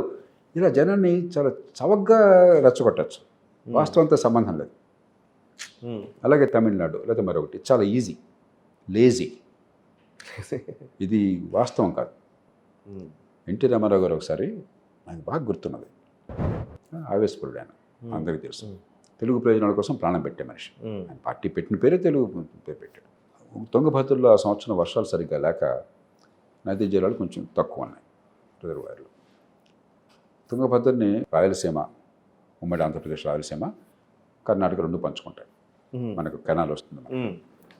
దేవగౌడ గారు ముఖ్యమంత్రిగా ఉండి, ఆయన సహజంగా ఆయన రాష్ట్ర ముఖ్యమంత్రి కాబట్టి ఏమంటాడు, అయ్యా మనకు నీళ్ళు లేవు, ఆంధ్ర పంపిస్తాను, ఒక్క చుక్క కూడా వెళ్ళాను అన్నాడు ఆయన. ఇప్పుడు రెట్టరెక్ ఉంటుంది కదా, అది వెంటనే పేపర్లో వచ్చింది. మన వాళ్ళంతా పట్టుకుని లోకల్ ఎమ్మెల్యేలు, ఎంపీలు, మంత్రులు రాయలసీమ నుంచి ఎన్టీఆర్ దగ్గర వచ్చారు ముఖ్యమంత్రిగా. ఆయన దగ్గరికి, అన్నగారు ఇలా అన్నాడు, ఆయన అంత తెలుస్తాం, అసలు మీరు ఒకసారి మాట ఇవ్వండి, 1000 కొద్ది లారీల్లో మేము కర్ణాటక వెళ్ళిపోయేసి స్తంభింపజేస్తాం, గందరగోళం చేస్తామని చెప్పని మేము ఎంత భయపడిపోతున్నాం. అదే పొరపాటున ముఖ్యమంత్రి గారు సరే అంటారేమో, అడ్డుకోవాల్సి వస్తుంది, దేశ ప్రయోజనాలు నష్టం అవుతాయి, శాంతి భద్రత సమస్య అవుతుందని చెప్పని చాలా ఆందోళన పడుతున్నాం. ఆయన ఎంత అద్భుతంగా స్పందించాడు. నోరు మూసుకొని ఏం మాట్లాడుతున్నాం మీరు? కర్ణాటక వేరు, ఆంధ్రప్రదేశ్ వేరా? అక్కడ ప్రజలు కదా, మన వాళ్ళు అక్కడ ఉండలేదా, వాళ్ళు ఇక్కడ ఉండలేదా? ఏం ఆడుతున్నారు మీరు? పరిష్కారం చేసుకోవాలి ఎట్లా ఒకటి కానీ చెప్పంటే, అన్నగారు అట్లా అన్నాడు. దేవగౌడ మూర్ఖంగానే ఉండొచ్చు. దేవగౌడని ముఖ్యమంత్రి నేనే పెట్టాను. ఆయనే అక్కడ కూర్చుని ప్రిసైడ్ చేసే సమావేశంలో, రీసెర్చ్ పార్టీ సమావేశంలో ఆయన దేవగౌడ ముఖ్యమంత్రి అంటే రైతు పక్షపాతి, ఆయన రైతు కుటుంబం నుంచి వచ్చాడు కాబట్టి ఆయన ముఖ్యమంత్రి చేయడానికి త్వరపడ్డాడు. ఆయన క్యాంపెయిన్ చేయడమే కాకుండా నేనే పెట్టాను. కానీ కొంచెం తొందరపడ్డాడు, ఏదో స్థానికంగా ఏదో ప్రెషర్స్ ఉన్నాయని చెప్పని. నేను కూడా అలా చేస్తే ఎట్లాగా రక్తపాతం జరుగుతుంది, ఇంకా దేశం ఏముంది అని చెప్పి వెంటనే ఆయన ఫోన్ చేసి మంత్రులకి, నా మాటగా చెప్పండి, వెళ్ళి బెంగళూరు వెళ్ళండి, అడ్వర్సిటీ ఉంటే పంచుకుందాం, పిచ్చి మాట్లాడద్దు, వాళ్ళ సమస్య ఉంటే మనం అర్థం చేసుకోవాలి, మన సమస్య ఉంటే వాళ్ళు అర్థం చేసుకోవాలని పంపించారు. ఇది సూపర్ సార్. యాక్చువల్లీ లాస్ట్ నేను కంక్లూజన్లోకి వస్తాను. మీతో మాట్లాడుతుంటే నేను మీ టైం చాలా ఎక్కువ తీసుకున్నాను, బట్ స్టిల్ లాస్ట్ కంక్లూజన్లోకి వస్తాను. ఫౌండేషన్ ఫర్ డెమోక్రటిక్ రిఫార్మ్స్, ఇప్పుడు మీరు ఈ వేదికగా మీరు అనేక డెమోక్రటిక్ రిఫార్మ్స్ కోసం పనిచేస్తున్న టైంలో ఉన్నారు. నాకు తెలిసి నా ముందు జనరేషన్ 90sలో, ఆ తర్వాత మా జనరేషన్, ఇప్పుడు జెన్జీ కూడా మీ ఆఫీస్లో కనబడుతున్నారు. ఎక్కువ మంది వాళ్ళే ఉన్నారు. నేను ఒక్కడే ఇక్కడ ముసలాన్ని. అవునా? సో అయితే ఏంటి ది డెమోక్రటిక్ రిఫార్మ్స్ అంటే మీ లక్ష్యం ఏంటి, ఆబ్జెక్టివ్స్ ఏంటి? దానికోసం ఇప్పుడు మీరు యంగ్స్టర్స్ని కూడా దీంట్లో కార్యోన్ముఖుల్ని చేశారు కదా. ఇప్పుడు నినాదాలు చాలా తేలిక, లోతుకి వెళ్ళాలి మనం. మౌలికంగా మన ప్రజాస్వామ్యంలో మన FDR ప్రజాస్వామ్య పీఠం లోక్సత్తా ప్రతిపాదించింది ఏంటంటే, మనం ఏ దేశంలో ప్రజల కంటే తక్కువ కాదు, ప్రజాస్వామ్యానికి మన అర్హులు అందరిలాగానే. వ్యవస్థ సరిగ్గా నిర్మాణం చేసినట్టయితే ఫలితాలు మనకు కూడా అంత అద్భుతంగా వచ్చింటాయి. ఎక్కడ సరిగ్గా చేసామో అద్భుతమైన ఫలితాలు వచ్చినాయి.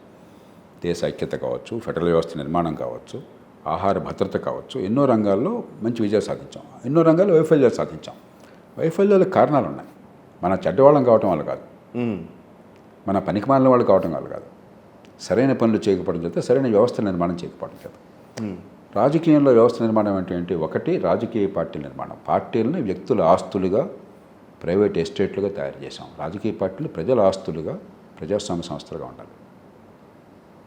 అప్పుడు నాయకత్వం, సరైన నాయకత్వం పైకి వస్తుంది, ప్రజాస్వామ్యం వికసిస్తుంది. రెండోది, ఎన్నికల వ్యవస్థ మన దేశం ఉన్న పరిస్థితులకి మనకు అందిన ఎన్నికల వ్యవస్థ పనికిరాదు. బ్రిటన్ నుంచి అరువు తెచ్చుకున్నాం, బ్రిటన్లోనే పనికి రాకుండా పోయింది. రేపు పొద్దునంతా గందరగోళ పడుతున్నారు ఆ దేశంలో. ఎన్నికల్లో ఏమవుతుందని చెప్పాను, వచ్చే ఎన్నికల్లో. ప్రపంచంలో బ్రిటన్ పరిపాలించిన దేశాలు కొన్ని, బ్రిటను, కెనడా తప్ప ఇంకెవ్వరూ తీసుకోవాలి దాన్ని కొనసాగించడం. బ్రిటను, కెనడా భారతదేశమే, భారత ఉపఖండమే. అందరూ వదిలేసుకున్నారు, మనం పట్టు కూర్చున్న దాన్ని. ఇంకా బ్రిటన్ కూడా బహుశా మార్చుకోవచ్చు రేపొద్దున. కాబట్టి ఎన్నికల వ్యవస్థను మార్చాలి. కారణాలు ఉన్నాయి, వివరాలు టైం లేదు కాబట్టి వెళ్ళట్లేదు. మూడోది, అధికారాన్ని బాధ్యతతో, జవాబుదారితనంతో వికేంద్రీకరించాలి. కేంద్రీకరించిన అధికారం వల్ల జనానికి మంచి చెడు అర్థం కాదు. కాబట్టే డబ్బులకి, తాయిలాలకి, కులాలకి లొంగిపోతారు. మన ఎలక్షన్లు అంటే డబ్బులు, ఎలక్షన్లో ఓట్లు డబ్బులు ఎంత ఇస్తావు, ఎన్నికైన తర్వాత నాకు నెలలో ఎంత పంపించి ఏర్పాటు చేస్తావు, ఏ కులం, ఏ వర్గం. దీనికి కారణాలు ఉన్నాయి, బలమైన కారణాలు ఉన్నాయి. ఎన్నికల వల్ల ఇంకే ఫలితం లేనప్పుడు వీటికి దాసులు అవుతాం మనం. వికేంద్రీకరించిన సమాజంలో పూర్తిగా బాధ్యత, అధికారం కలగలిపో ఉన్నప్పుడు, పన్నులు ఎప్పటికపోతే తెలిసినట్టయితే జనంలో చైతన్యం వస్తుంది, ప్రజాస్వామ్యం వికసిస్తుంది. చట్టబద్ధ పాలన లేదు, కాగితం మీద ఉంది, వాస్తవానికి బడితున్నవాడిదే బరి ఈ దేశంలో. దానికి పోలీస్ కానీ, ప్రాసిక్యూషన్ కానీ, ప్రొసీజర్స్ కానీ, ఫారెన్సిక్స్ కానీ, జ్యుడిషియరీ కానీ, మౌలికమైన మార్పులు కానీ, అన్ని ప్రతి దానిలో కూడా లోతైన వివరాలు ఉన్నాయి. ఇవి సాధించాలి. చివరిది పరిపాలన యంత్రాంగం. పరిపాలన యంత్రాంగం ఇందాక చెప్పాను కొంత, కాబట్టి లోతుకెళ్ళను. పరిపాలన యంత్రాంగాన్ని సమూలంగా సంస్కరించాలి. ప్రపంచంలో ఎక్కడ లేనంత గుత్తాధిపత్యము, బాధ్యత రాహిత్యము నెత్తిన పెట్టుకోవటము, జీవనకాల భద్రత భారతదేశంలో పరిపాలన యంత్రాంగానికి ఉన్నాయి. దానిలో మౌలికమైన సంస్కరణలు కావాలి. ఇది మౌలికమైనవి. వివిధ దశల్లో వివిధ వస్తున్నాయి. 4 రాజ్యాంగ సవరణలు తీసుకొచ్చాం వివిధ రూపాల్లో, 7 పెద్ద పెద్ద చట్టాలు తీసుకొచ్చాం, కొన్ని మౌలిక విధానాలు మార్పు వచ్చాం. కానీ ఇవన్నీ కూడా దేశ అవసరాలతో పోలిస్తే చాలా తక్కువ. చెట్టు చాటు అవతం చెట్టు మహావృక్షం కాబట్టి చాలా సాధించామని మనం ఉబ్బరపడవచ్చు మిగతా వాళ్ళతో పోలిస్తే. కానీ నాకు ఎప్పుడు ఆ మూర్ఖత్వం లేదు. కరెక్ట్. దేశ అవసరాలతో పోలిస్తే ఇవి చాలా చాలా తక్కువ, చాలా తక్కువ. కాకపోతే సాధించిన విజయాలు మనం కనుక చిత్తశుద్ధ ప్రయత్నం చేస్తే, సమయ సందర్భం కలిసి వస్తే విజయాలు సాధ్యమనడానికి ఒక ఉదాహరణలే తప్ప ఇవి మార్పులు కాదు, నిజమైన మార్పులు కాదు. నాకు ఒక విషయం అర్థమైంది ఏంటంటే, 5 ఏళ్లలో ఇవన్నీ జరిగిపోవాలి మామూలుగా విజ్ఞత గల సమాజంలో, సరైన వ్యవస్థలో. మన దేశంలో 50 ఏళ్ళు పట్టే అవకాశం ఉన్నది. అది నేను కొత్తగా నేర్చుకోలేదు. 5 ఏళ్ళలో వస్తున్నాను గట్టిగా ఆశపడ్డవాడిని, జనానికి చెప్పినవాడిని.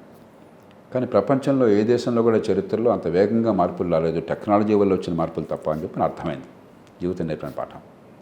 ఆల్రెడీ 50 ఏళ్ళు పడితే 50 ఏళ్ళు పడుతుంది. కానీ ఈలోగా దీన్ని వేగిరం చేయాలి. ఈలోగా ఈ మార్పులు కొంచెం ఆలస్యమైనా కూడా జనం జీవితం బాగుపడాలి. కాబట్టి దీంతోపాటు ప్రభుత్వాల ఆర్థిక వ్యవస్థ ఇష్టం వచ్చినట్టు దివాలా తీసే పరిస్థితి. తెలంగాణ ఒకప్పుడు అత్యంత సంపన్న రాష్ట్రం, ఉద్యోగుల జీతాలు కష్టంగా ఉన్నాయి, రిటైర్ అయిన వాళ్ళకి బెనిఫిట్స్ ఇవ్వలేక హైకోర్టు నుంచి చివాట్లు తిన్నారు. మరి ఫీ రీయింబర్స్మెంట్ ఇవ్వకపోయేసరికి కొన్ని వందల కాలేజీలు కోట్లకు వెళ్లాల్సి వచ్చింది. అక్కడ అడ్మిషన్ లాగిపోతున్నాయి. ఒక్క కాలేజీ 150 కోట్ల బకాయిలు ఉన్నాయని చెప్పారు. ఎలా బతుకుతున్నా నాకు అర్థం కావట్లేదు. అలాగే ఆరోగ్యశ్రీ డబ్బులు లేక ఆసుపత్రులు మూతపడుతున్నాయి. అంటే ఆర్థికంగా సవ్యంగా ఉన్న రాష్ట్రాన్ని అగాధంలో నెట్టారు. ఆర్థిక భద్రత లేకుండా దేశ భవిష్యత్తు లేదు, దేశ ఆర్థిక ప్రగతి లేదు. కాబట్టి దీనికి రాజ్యాంగబద్ధంగా, పార్టీలకు అతీతంగా అందరికీ సమానంగా వర్తించేలా ఆచరణ సాధ్యంగా రూపొందిస్తున్నాం. గట్టి పోరాటం జరుగుతుంది, ఫలితం వస్తుంది ఖచ్చితంగా. రెండోది, మంచి ప్రమాణాల విద్య. మిగతా ఎట్లన్నా కూడా మంచి విద్య అంతేనే ఇందాక అనుకున్నాం మనం. అవును, అది అంతేనే కదా మంచి భవిష్యత్తు ఉండేది. అప్పుడే కదా సంపద సృష్టిలో భాగం, ఉపాధి కల్పన, ఆత్మవిశ్వాసం, ఆత్మగౌరవం, పౌరసత్వం ఉండేది. విద్య లేకుండా ఎలా పోతుంది? ఇవన్నీ కూడా మనకి విద్య తప్ప అన్నీ ఉన్నాయి. టీచర్లు ఉన్నారు, బిల్డింగ్లు ఉన్నాయి, గోడలు ఉన్నాయి, డబ్బులు ఉన్నాయి, ఖర్చు అన్నీ ఉన్నాయి. విద్య లేదు. విద్య నేర్చుకోవడం సాధ్యం కావట్లేదు, అందట్లేదు. దాన్ని అందించడం, మంచి ప్రమాణాల ఆరోగ్యం, మరి అలవిమాలిన ఖర్చు లేకుండా. 4వది, చిన్న పట్టణాల అభివృద్ధి. నేను 2-3 సార్లు అసంఘటిత రంగం గురించి చెప్పాను. అన్నీ హైదరాబాదు, బెంగళూరు, ముంబై అయినట్టయితే ఇక్కడ ఈ 90% అసంఘటిత రంగంలో వాళ్ళకి చిన్న ఉద్యోగాలలో వచ్చే అవకాశం కల్పించకపోతే, భద్రత లేకపోతే మధ్యతరగతి పెరగదు, పేదరికం పోదు, దీర్ఘకాలంలో ఆర్థిక అభివృద్ధి సాధ్యం కాదు, జీవితాలు బాగుపడవు. కాబట్టి చిన్న పట్టణాలు అభివృద్ధి చేయటం. చివరిది మహానగరాల్లో మౌలికమైనటువంటి సదుపాయాలు కాస్త మెరుగుపరిచి జీవన ప్రమాణాలు పెంచడం. హైదరాబాద్లో ట్రాఫిక్ ఉంది, మంచినీళ్ళు ఉన్నాయి, పాషాకోట్లో మంచినీళ్ళు మున్సిపాలిటీ నుంచి. మన ఈ మధ్య బోర్వెల్ ఎండిపోతే మేమంతా కకావికలైపోయినాం. మా వాళ్ళు ఇక్కడ వాడడం కోసం చెప్పిన 30 రూపాయలతో క్యాన్ కొనుక్కొచ్చి బకెట్లు నింపాల్సి వచ్చింది. మంచినీళ్ళు అయితే మరి 30 కావచ్చు, 300 కావచ్చు, తప్పదు కదా. నేను ఉన్నది ముఖ్యమంత్రి గారి నివాస కార్యాలయానికి చాలా దగ్గర, 100 మీటర్ల దూరంలో. 100 మీటర్ల దూరం. ఎక్కడే ఇట్లా ఉంటే పోయిన 100 రూపాయలు ఖర్చు పెట్టి నీళ్ళు కొనుక్కోగలనుకున్న వాడికి ఇట్లా ఉంటే సామాన్యుడికి ఏమవుతుంది? హైదరాబాద్కి 550 మిలియన్ గ్యాలన్స్ రోజుకి నీళ్ళు వస్తున్నాయి, తోడుకొస్తున్నారు. 1000 కోట్లు ఖర్చు పెట్టి కృష్ణ నుంచి, గోదావరి నుంచి. 45% మూసిలో కలిసిపోతున్నాయి ఇళ్ళకి రాకుండా. ట్రాఫిక్ ఇట్లా ఉన్నది. ఈ కనీసమైన చేయకపోతే ప్రజాస్వామ్యం పడి తర్వాత చూసుకుందాం. అసలు నగరాల్లో జీవితం ఎట్లా ఉంటుంది, రేపొద్దున ఆర్థిక ప్రగతి ఎట్లా ఉంటుంది. కాబట్టి వీటి మీద దృష్టి పెట్టడం ఈ మధ్యకాలంలో. ఆ పెద్ద విషయాలు సమయ సందర్భాన్ని బట్టి మనం ఒక సమయం వస్తుంది. ఈలోగా ఇవి చేస్తే ఆర్థిక ప్రగతి దీర్ఘకాలం అందరికీ అందే ఆర్థిక ప్రగతి వస్తుంది. దీని మీద ప్రతి విషయం మాటలు ఒక మాట అని చెప్పేశాను నేను. వెనకాల బోల్డంత కసరత్తు, అధ్యయనము, బోల్డంత పోరాటం. ఉదాహరణ, దేశంలో ఇది పాత పెన్షన్ పద్ధతి. ఉద్యోగులకి ఎవరికి లేని రీతిలో వాళ్ళు పెట్టరు డబ్బులు, ప్రభుత్వం కూడా పెట్టదు. వచ్చే 30 ఏళ్ల తర్వాత వచ్చే తరం వాళ్ళ పన్నుల డబ్బుల్లోంచి 10,000 రూపాయల జీతం వచ్చేవాడికి 50,000 రూపాయలు పెన్షన్ ఇవ్వాలి. అలా ఏర్పాటు చేశారు. దాన్ని వాజ్పేయి ప్రభుత్వం కొత్తగా వచ్చిన వాళ్ళకి మార్చింది. దాన్ని మళ్ళీ వెనక్కి తిరిగే ప్రయత్నం కొన్ని ప్రభుత్వాలు చేసినాయి. అవును, ఓల్డ్ పెన్షన్ విధానమే కదా కూడా. కొన్ని రాష్ట్రాల్లో, తెలంగాణలో కూడా కాంగ్రెస్ పార్టీ హామీ ఇచ్చింది, కర్ణాటకలో హామీ ఇచ్చింది, కొన్ని రాష్ట్రాల్లో అమలు చేశారు కొన్ని పార్టీల వాళ్ళు. కేవలం ఈ గొంతు విప్పటం వల్ల, లోక్సత్తా FDR అధ్యయనం చేసి సరైన పద్ధతి చేయడం వల్ల ఇప్పుడు కాస్త ఆగింది ఆ ప్రవాహం. ఇది చాలా చూడడానికి చిన్నది కనిపిస్తుంది. ఇది దేశ భవిష్యత్తుని సర్వనాశనం చేసే అంశం, సర్వనాశనం చేసేది ఇది. దానిలో ఈవేళ ప్రజలకు అర్థం కాని అంశం. 30 ఏళ్ల తర్వాత వచ్చే సమస్య, రేపు వచ్చే సమస్య పట్టించుకోవట్లేదు. 20 ఏళ్ల తర్వాత సమస్య ఎవరు పట్టించుకుంటాడు? ఇలాంటివన్నీ ఎవరు పట్టించుకోవాలి. కరెక్ట్. దానిలో విజయం సాధించాం దాదాపుగా దగ్గరలో ఉన్నాం. అలాగే ప్రభుత్వాల ఆర్థిక వ్యవస్థ దివాలా చేయకుండా, భవిష్యత్తు నాశనం కాకుండా చేయడం కోసం విపరీతం కసరత్తు జరుగుతుంది. ప్రతి అంశంలో కూడా బోల్డ్ కసరత్తు జరుగుతుంది, పోరాటం జరుగుతుంది. ఫలితాలు క్రమక్రమంగా వస్తున్నాయి. సూపర్ సార్, మీతో నిజంగా చాలా ఆనందంగా ఉంది. అండ్ ఇప్పుడు మన ఎకానమీ కూడా పెరుగుతున్న టైంలోనే మనం అఫ్కోర్స్ 4వ స్థానం నుంచి ఇప్పుడు 6వ స్థానానికి వచ్చాము. వికసిత్ భారత్, డాలర్ ఫ్లక్చుయేషన్ వల్ల మాత్రం పెరగాలి కంటిన్యూస్గా. స్థానాలు ఉంటుంటే పోతుంటే పెద్ద. ఓకే, ఈ దేశంలో ప్రతి ఒక్కరికి గౌరవప్రదమైన జీవితం అందాలి. ఓకే, ఆర్థిక భద్రత కావాలి, తలెత్తుకు తిరగాలి. ప్రేక్షకులకు మీరు ఇచ్చే మెసేజ్, ఒక civic responsibility, civic sense, whatever ఏదైనా కావచ్చు. 2 అంశాలు. ఒకటి, నిరాశకి తావులేదు. బాగుంది సార్. దేశమంతా నాశనమైంది, సమాజంతో ఇవన్నీ అబద్ధాలు. అనుకున్నంత సాధించట్ల, సాధ్యమైనంత సాధించట్ల, కానీ సాధించగలం. సాధించడానికి మార్గాలు ఉన్నాయి. కాబట్టి కార్యోన్ముఖులం అవుదాం, సాధించిన విజయాల నుంచి స్ఫూర్తి పొందుదాం. ఒకప్పుడు ఈ గంట సేపు 2 గంటలో మనకి ఇంటర్వ్యూ జరిగితే ఈ పాటికి 30 సార్లు కరెంటు పోయిండేది. అవును, ఇవాళ కొన్ని ఆవిషయాల్లో మౌలిక సదుపాయాలు బాగుపడుతున్నాయి కదా. కరెక్టే. ఒకప్పుడు జాతీయ రహదారి అనేది మనకు ఊహించేది కాదు. మేము సోకాల్ నేషనల్ హైవే డొక్కులుగా ఉండేది, ఇప్పుడు ఇది లేదు కదా. కాబట్టి ఆత్మవిశ్వాసము, ఆశావాదము అని తప్ప నిరాశావాదం పనికిరాదు. 2, మన సమస్యలు ప్రతిదానికి కూడా నిర్దిష్టమైన పరిష్కారాలు ఉన్నాయి, ఆచరణ సాధ్యమైనవి ఉన్నాయి, హేతుబద్ధమైన ఉన్నాయి. సమస్యల వర్ణన కాకుండా సమస్యల పరిష్కారంలోకి వెళ్ళండి, అర్థం చేసుకునే ప్రయత్నం చేయండి. కనీసం ఆలోచన ఉన్నవాళ్ళు, అవకాశం ఉన్నవాళ్ళు ఖచ్చితంగా దేశాలు మార్చుకుంటారు. యువత కోరేది భవిష్యత్తులో ఒక అందమైన జీవితం మీ ముందు సిద్ధంగా ఉన్నది, ప్రపంచ చరిత్ర ఎప్పుడు లేనంతగా. దానికి తయారవ్వాలని చెప్పంటే మిడిమిడి జ్ఞానం సరిపోదు, డిగ్రీ కాగితాలు సరిపోవు. నిజమైన జ్ఞానాన్ని పొందండి. చెత్త పరీక్షలు, మార్కుల మీద దృష్టి పెట్టకుండా రేపొద్దున వస్తున్న టెక్నాలజీకి అనుగుణంగా మీరు దాన్ని మార్చుకోగలగాలి. మీ జ్ఞానం నేర్చుకునే పద్ధతి, అడాప్టబిలిటీ మీకుంటారు. అది లేకపోతే ప్రపంచం ఊరికే కూర్చోబెట్టి డిగ్రీ కాగితాలు చేతం వాడేవాడు. ప్రభుత్వంలో మాత్రం అది సాధ్యం. ప్రభుత్వాలు అందుకే దివాలా తీస్తున్నాయి. ఆ నైపుణ్యం ఉన్నట్టయితే మీరు అద్భుతమైన జీవితాన్ని పొందుతారు. భయం లేకుండా మీ నైపుణ్యాన్ని పెంచుకునే ప్రయత్నం చేయండి. Right sir, thank you very much sir. Thank you very much. Thank you sir. So చూసారు కదా, ఇది డాక్టర్ జయప్రకాష్ నారాయణ గారితో ప్రత్యేక ఇంటర్వ్యూ.